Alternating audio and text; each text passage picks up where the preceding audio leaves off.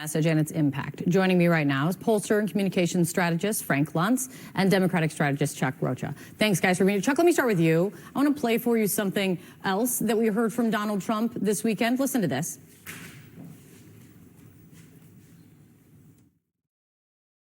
For 4 straight years, she's imported an army of illegal alien gang members and migrant criminals from the dungeons all over the world. They come from prisons and jails, insane asylums, mental institutions, from Venezuela, from the Congo, all over. Chuck, you have talked about what concerns you is this kind of language should turn voters away, but it doesn't. And you focus a lot on Latino voters. How does this fit in to the appeal to them? Well, this message is actually for suburban women. And let me make my cases. In every race that I'm working in the 20 congressional races, Republicans use this language because, as y'all said earlier, abortion is a major issue here. So Republicans know it's their Achilles heel, and they are trying to demonize immigrants and Latinos to say, you should not vote for the Democrats because they're going to come and get you. And don't forget about this Dobbs things. So they're trying to scare people back to their party. Now, what that does with Latino voters, I'm in Arizona today, I campaigned out here all weekend, is that you start seeing an erosion of folks, mainly older Latinos who are closer to the immigration experience, saying, is he talking about us?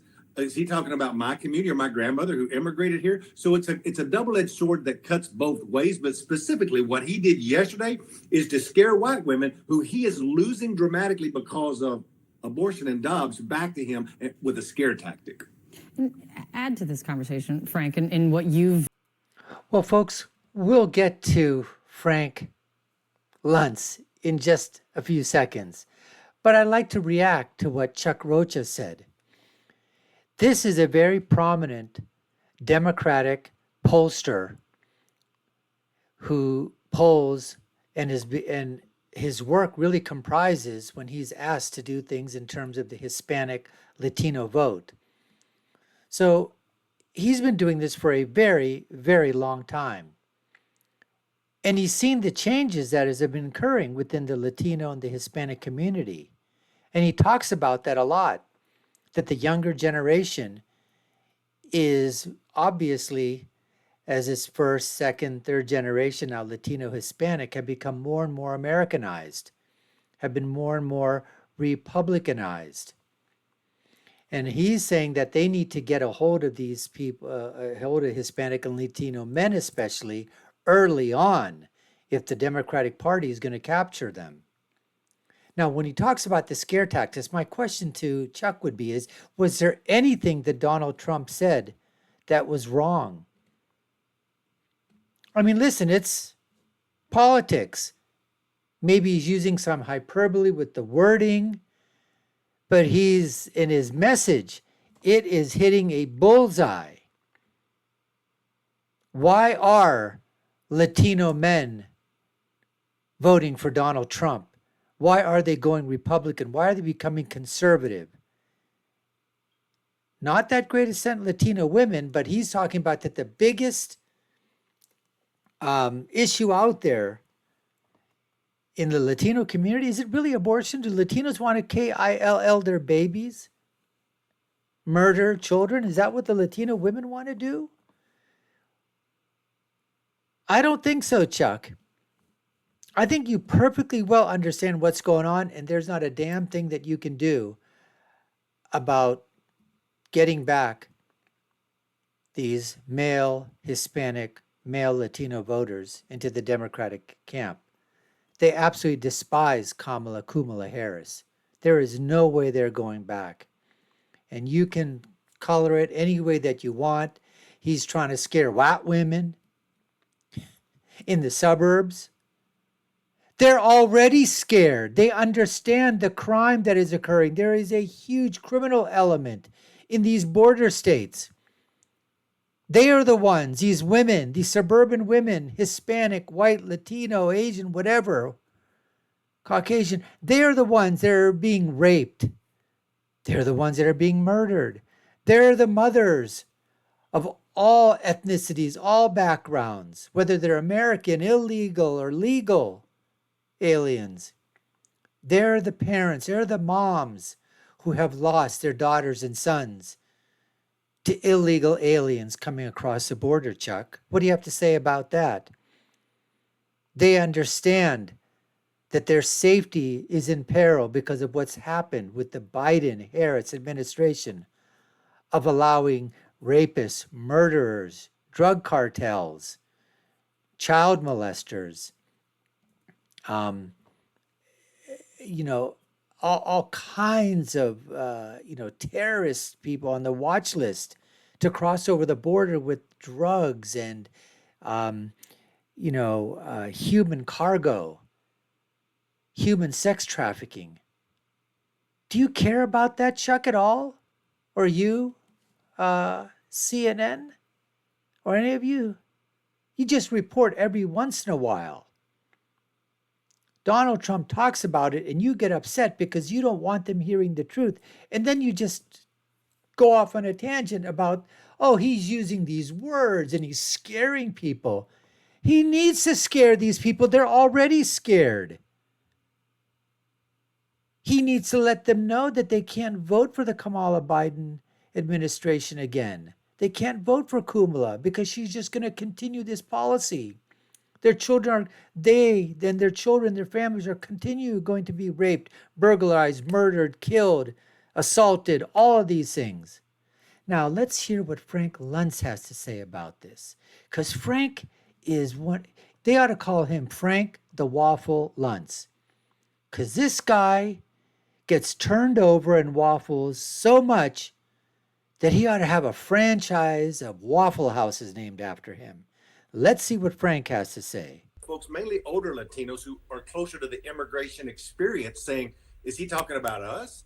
Is he talking about my community? Heard and seen on the campaign and from all the focus groups that you've run. I thought it interesting in the New York Times and some of the polling this weekend that the poll found that the escalating attacks on immigrants had not driven Latino voters, from Trump to Harris. 2/3 of those surveyed said they believe Trump was not referring to people like them when he spoke about immigrants. What are you hearing from voters? And it really is the same thing. For immigrants, for Latinos, for all Americans, the number one issue is not immigration, it's affordability. How to afford to put food on your table, put gas in your car, healthcare and housing. That's number one. Number two is that they regard our immigration system as being broken, fundamentally broken. Democrats agree, Republicans agree. They have different solutions. But third, and probably most important, what we regard as horrific language. And I'm shocked by it. Frank is always shocked by this horrific language being used by the right.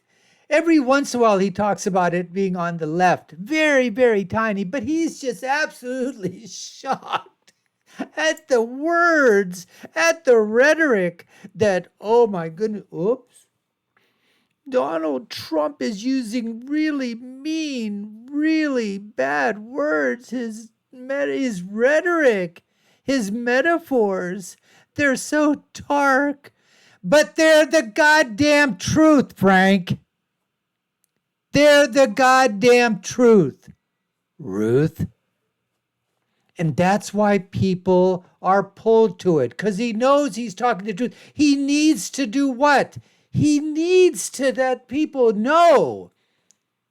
That's why they're adjectives. He uses great modifiers to stir up these images of what's going on. When he went to Aurora, Colorado, and talked about the Venezuelan gangs that have taken over, and remember Martha, the idiot Raditz? When she was interviewing J.D. Vance, she said, just a handful, J.D., just a handful of apartment complexes, maybe just 400 or 500 apartment units that are being burglarized and terrorized by Venezuelan gangs. But I don't know why you're talking about it. It's just a handful. Who cares about those? While Martha, the idiot Raditz, the retard, the hack journalist, lives in a multi-million-dollar mansion. Gated community, probably.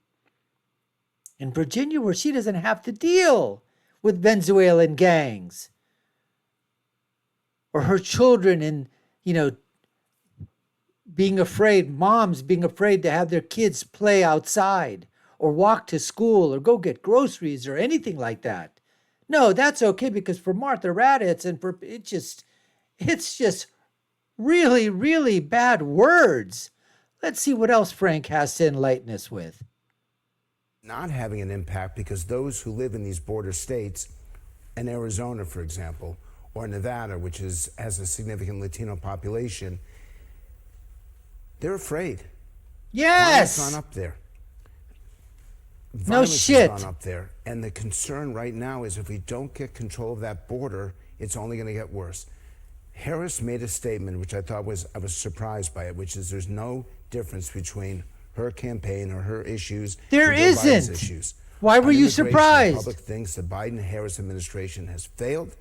They have. I would have counseled Trump not to be so negative, not Well, yeah. Well, no one wants to listen to your counsel, Frank, because it's always wrong. to be so personal, to dial it back. Oh, dial But it back. actually is working, which is why you see the numbers that you do with Latino voters.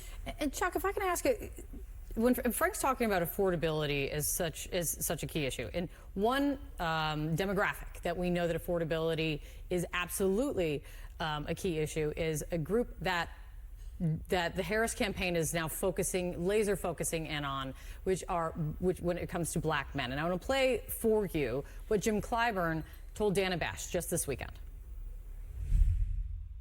Yes, I am concerned about black men staying home or voting for Trump. But my concerns don't tend to keep me from being energetic about this campaign. Chuck, are you concerned like Clyburn's concerned? You better be, buddy. I'm very concerned, and the reason I'm concerned is just a little bit. Like let's ground this. That black men and black women were overwhelmingly support Vice President Harris. Black women at 90%, black men at over 85%, but that needs to be even higher if she can win the three most important. That's not true, Chuck. She's losing black women. CNN just did a poll on that. She's losing black women vote. It's considerably down. Considerably down. I think it was 15 points down from Hillary Clinton. What are you talking about? Black men down from Hillary Clinton. Black women down. Why were more black women voting for a white candidate, Hillary Clinton, Lily White, than they are saying they're going to vote for Kamala Harris? I don't know where you're coming up with your numbers, Chuck, but you better take a look at them again. Maybe clean your glasses a little bit next time you look over the information there. You might be missing something there, Chuck. States that your network talks about all the time is Pennsylvania, Philadelphia, lots of African Americans, Michigan, Detroit, lots of African Americans, and in Milwaukee, if you have just a 2% loss of not Latino, but black men move to Donald Trump, there's no way Harris can win. So sure, we all get nervous. We're overwhelmingly winning them, but the big difference here is really focused on younger black men. When James Clyburn first ran for office, you could talk to every black man on 3 TV stations. Now that has been broadened across thousands of stations, streaming, podcasts, and it's harder to reach a young black male, just like, ironically, we were just talking about Latino voters. The average age of a Latino. You can reach them, Chuck. You can reach them. They're just not wanting to listen to the message that the Democrats and the Hispanic coalition, which is on the Democratic side, is peddling. They're listening. They're just listening to stuff that they want to listen to, that touches them, that they can aspire to. Not the drivel that's coming out of the progressives and the liberals in the Hispanic community that are on the Democratic progressive side. Latino voters 27. That's why you start seeing the slippage there. It's harder to get the message to them because No, it's not. They don't have a landline at home. They're more transient. They rent properties. So any poster like Frank or anybody else just knows it's harder to get a message to that younger group. If that's so true, how come the message is resonating when Trump's talking to them? Maybe it's not the message. Maybe it's the messenger. Huh, Chuck? It might just be the messenger that is missing on the Democratic progressive side for Latinos and Hispanics, but it certainly isn't the messenger on the Republican side, because he's drawn blacks and Latino male to his coalition in unbelievable numbers. That's what Donald Trump is doing. And Frank, you've done focus groups with exactly this. You've done it with younger black men. What sticks out to you in those conversations Yes. that the campaigns would be wise to listen to in their final pitch? That they actually like Trump's attitude. That we may be negative in this discussion, but they're tired of being targeted by the government. They're tired of being forgotten or left behind. They're tired of being criticized. They see Donald Trump and they see themselves in him. Not the wealth, but they see opportunity.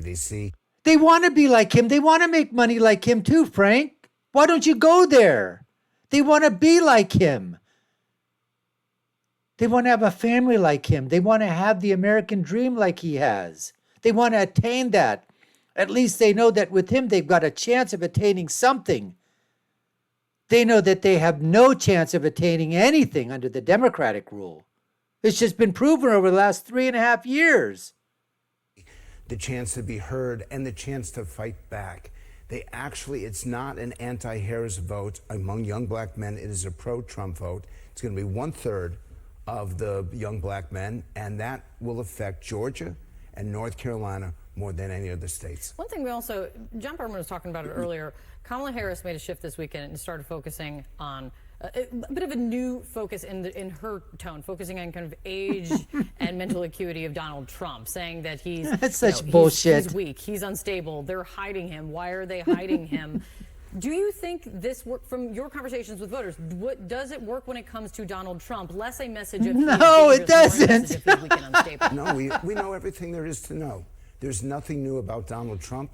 She should be talking about herself, promoting herself. In fact, if I was a Democratic advisor, I would not be focusing on the negative because it's not telling anyone anything they haven't heard. They do not know where she stands on the issues. They do not know why she's changed. She doesn't know why she stands on the issues either. Come on, Frank. She doesn't know either.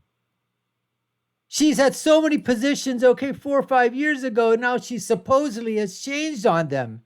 And then when she goes back into her certain corners, she reiterates those same opinions. But then when she comes into a more moderate crowd, then all of a sudden, they change. But why? What made you change? When you ask her these questions, she just babbles like a idiotic moron. Period. Her point of view in some cases, and she is preferred to Trump in her likability, in her persona. Why is she not focusing on that? Trump is dragging her down, and that's hurting her campaign. Big choices, important ones to be made on where you're putting resources, time, and personnel in these last moments. It's great to see both. I mean, so there you go once again, folks. Once again. I mean, these guys are just utterly, in terms of how they, like you said, there are some things that Frank Luntz, these are the things, why wasn't Frank Luntz talking about this early on? Some of the things he was talking about, why the attractiveness to Trump, Trump's message. No, you know why? Because the narrative at that time was the honeymoon phase of Kamala Harris. And he had to get on the shows, the circuit out there. So he went with the joy and the happiness. It was tailor-made for him. Now he can go there, attack Trump. Oh, Frank Luntz is there. Yeah, let's book him. He's, on our side. He's going to give some good information. He's going to pump up Harris some more. Well, now polls start to tighten. Where does Frank come into? Oh, now all those things. What? That wasn't true before with Trump? It's true now? Come on, man. As good old Scranton Joe would say. Anyways, we appreciate you taking the time to watch. You've been watching the Dr. Nasser Shake Show. I've been your host. My name is Dr. Nasser. If you haven't done so already, subscribe to the channel, like, share, and follow us. Take a look at our video links above and below. My final thought is always, when you're right, you're right. And when you're left, you're wrong. Until next time, folks, take care and stay safe.